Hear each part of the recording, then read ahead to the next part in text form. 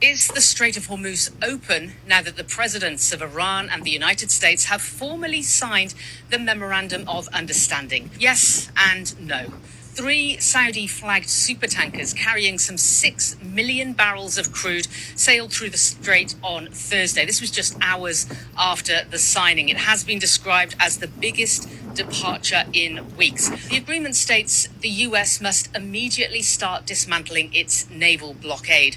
Iran must allow safe passage of commercial vessels through the strait with no charge for 60 days. Oil prices already appear to be settling to pre-war levels to below $80 a barrel for the past 3 days. But the agreement does say that Iran and Oman, the 2 countries that flank the strait, will, quote, define the future administration and maritime services in the Strait of Hormuz in discussion with other Persian Gulf littoral states. That suggests that they could charge for vessels to transit this critical waterway in the future.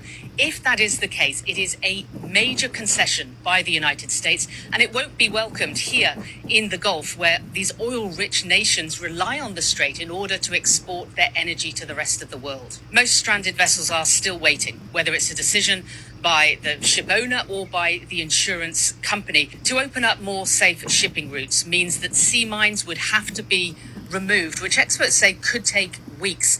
So while the strait may be starting to move again, it is still a long way from business. Sure looks like Donnie took a knee in this one. He collapsed like a wet taco. Iran gets to continue to be part of the control of the Strait of Hormuz. They get to begin charging tolls again if they want to after 60 days. They don't have to give up their enriched uranium, I believe, is part of the deal. They get access to $300 billion that we guarantee. I mean, this was a bigger collapse than normal for Donald Trump. So why? Well, there you have it. I think Trump just let slip the real reason why he was so panicked and why he wanted to sign this memorandum of understanding with Iran so quickly. During a press conference at the G7 today, Donald Trump said that if he didn't agree to the memorandum of understanding, that the United States would run out of oil reserves at about 4 weeks. He said we would really run out, and there will be a time where you would not be able to get it.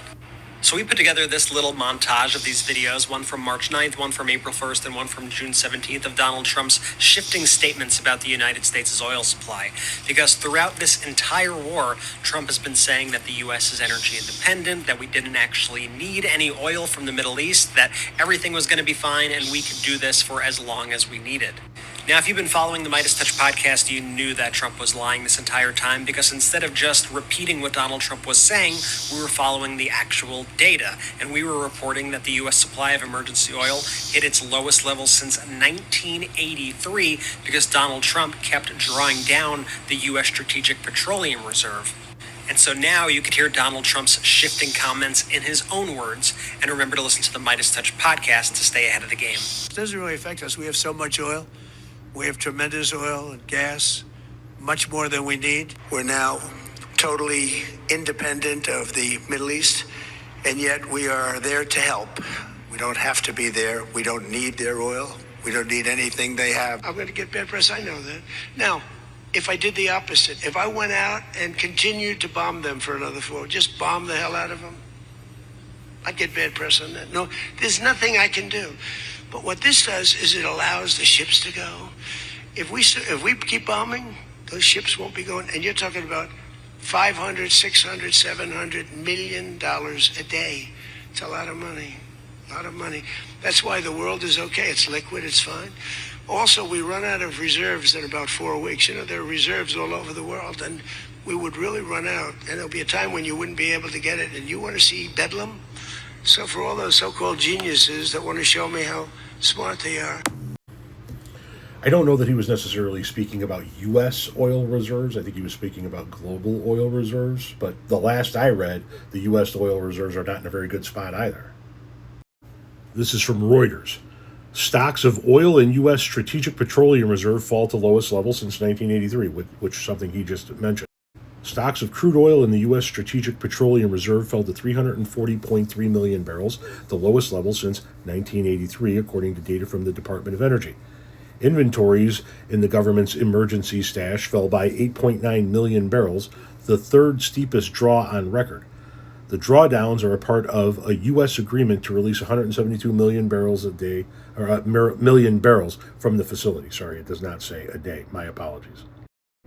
So is this the reason why he collapsed as hard as he did? Because we didn't get anything that we set out to get, per Donnie's own words, when we started this. We didn't get complete and total surrender. As a matter of fact, that's quite the opposite. We surrendered.